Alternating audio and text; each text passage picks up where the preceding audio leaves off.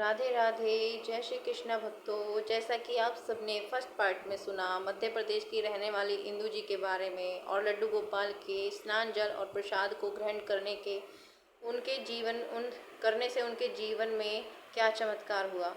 उनके विवाह के बाद कई सालों तक उन्हें कोई संतान नहीं हो रही थी।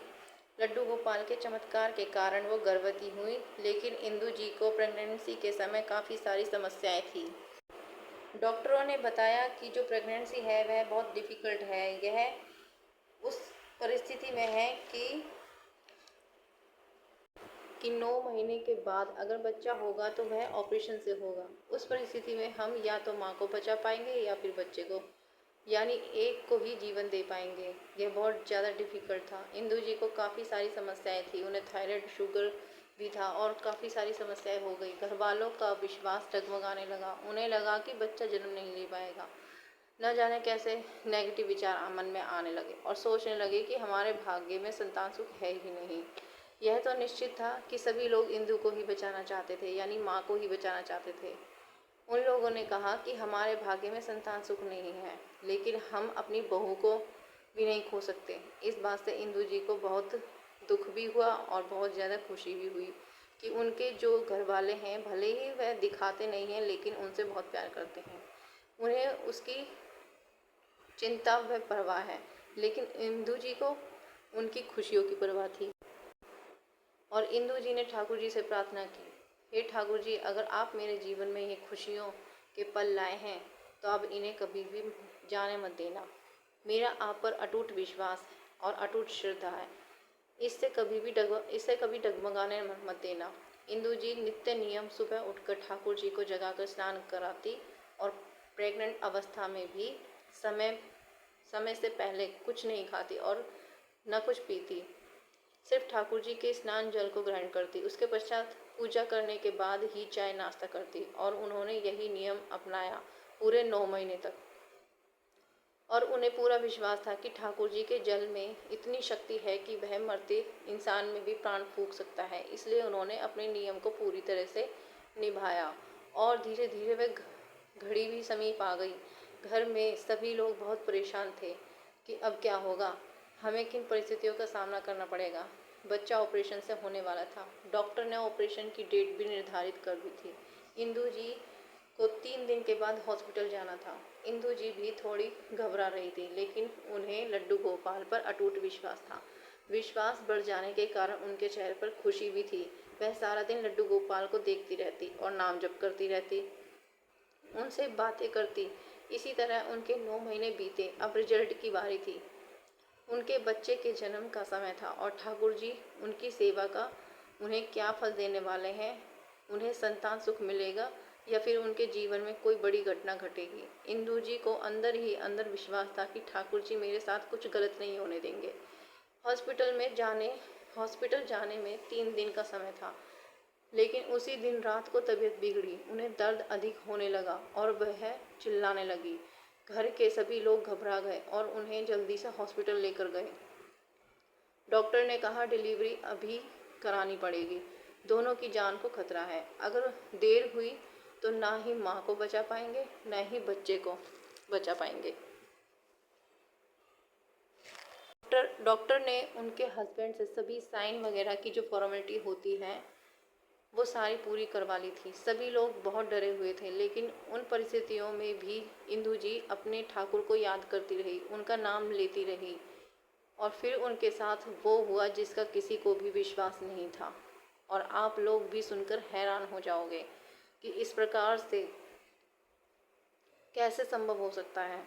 डॉक्टर जल्दी जल्दी से ऑपरेशन की तैयारी करने लगी, लेकिन डॉक्टरों को ऑपरेशन करने का मौका ही नहीं मिला और बिना ऑपरेशन के ही उनके बच्चे का जन्म हो गया। उन्होंने एक बेटे को जन्म दिया और यह देखकर सभी डॉक्टर जो लेबर रूम में उपस्थित है वह भी बहुत हैरानी से एक दूसरे को देख रहे थे। वह एक दूसरे से बातें कर रहे थे कि यह कैसे संभव हो सकता है। यह तो इतनी बुरी कंडीशन में थी, बच्चे की हार्ट बीट होती है वह भी बहुत कम चल रही थी। फिर ऐसा कैसे संभव हो सकता है कि इतना बड़ा ऑपरेशन होने के चांसेस होने के बाद भी नॉर्मल डिलीवरी हो गई। सभी डॉक्टर इस बात से बहुत ज़्यादा हैरान थे। उन्हें समझ ही नहीं आ रहा था कि आखिर ये हो क्या गया और किस प्रकार से हुआ। उन्होंने इंदु जी से कहा कि कोई अद्भुत शक्ति तुम्हारी रक्षा कर रही है, तुम्हारे बच्चे की रक्षा कर रही है, जिसके आगे साइंस भी फेल हो गया है। ठाकुर जी ने उनकी और उनके बच्चे की रक्षा की और इस बात से डॉक्टर ही नहीं पूरा हॉस्पिटल आश्चर्यचकित था। जिस किसी को भी यह बात पता चल रही थी कि इंदु जी लड्डू गोपाल की सेवा करती हैं और उनकी सेवा के कारण ही इतने सालों के बाद उन्हें संतान सुख प्राप्त हुआ। उनके घर वाले भी बहुत खुश थे। उनके मुख से बार बार बिहारी जी की जय, बिहारी जी की जय, ठाकुर जी की जय निकल रही थी। उनकी लीला अपरंपार है, उनके मुख से बार बार यही निकल रही थी। उनकी शक्ति अद्भुत है। जब रिश्तेदारों में, आस पड़ोस में सभी को इस बारे में पता लगा तो सभी लोग उनके लड्डू गोपाल के दर्शन करने के लिए आने लगे। घर पर भीड़ लगने लगी। इंदु जी ने उन्हें समझाया कि अपने घर पर लड्डू गोपाल जी को लाकर स्थापित करो, उनकी सेवा करो। उनके स्नान जल में अद्भुत शक्ति है। इसी के कारण मेरे साथ इतना बड़ा चमत्कार हुआ। कभी भी चरणामृत को बेकार समझकर फेंकना मत। आप चाहे थोड़ा ही ग्रहण करें, लेकिन करें जरूर। इंदु जी ने कहा, जब मेरे घर में मेरा बच्चा था तो मैं भी रोज उनका प्रसाद ग्रहण करती और वही सारे गुण करती थी और उनका प्रसाद ग्रहण करती थी और वही सारे गुण मेरे बच्चे में भी आ गए। जब मेरा बच्चा धीरे धीरे बड़ा हुआ तो वह ठाकुर जी से बहुत ज़्यादा प्रेम करने लगा। ठाकुर जी के प्रति उसका लगाव देखकर सब लोग आश्चर्यचकित रह जाते थे। आश्चर्य करने वाली बात यह है कि उनके बच्चे की शक्ल सूरत बिल्कुल लड्डू गोपाल से मिलती। ऐसा लगता जैसे दोनों भाई भाई हैं। कभी कभी तो ऐसा लगता जैसे स्वयं लड्डू गोपाल उनके बेटे के रूप में प्रकट होकर आ गए। इंदु जी को आश्चर्य भी होता कि उनके बेटे में वो सारे गुण हैं जो हमारे कृष्ण कन्हैया में हैं। उसे मक्खन बहुत ज़्यादा प्रिय है। वो ठाकुर जी से बहुत प्रेम करता है। वो ठाकुर जी के मुरली को बार बार उठाकर खेलता और किसी भी चीज़ से नहीं खेलता। मोर पंख को अपने सर पर लगाता, उनकी मुरली बजाता, मतलब कि वह सब काम करता जैसे हमारे कृष्ण कन्हैया बाल रूप में करते थे। उसी प्रकार उसके अंदर वो सारे गुण थे। ठाकुर जी के स्नान जल को ग्रहण करने से उनके बेटे के अंदर बहुत सारे ऐसे गुण आए जिसे देखकर सभी आश्चर्यचकित हो जाते।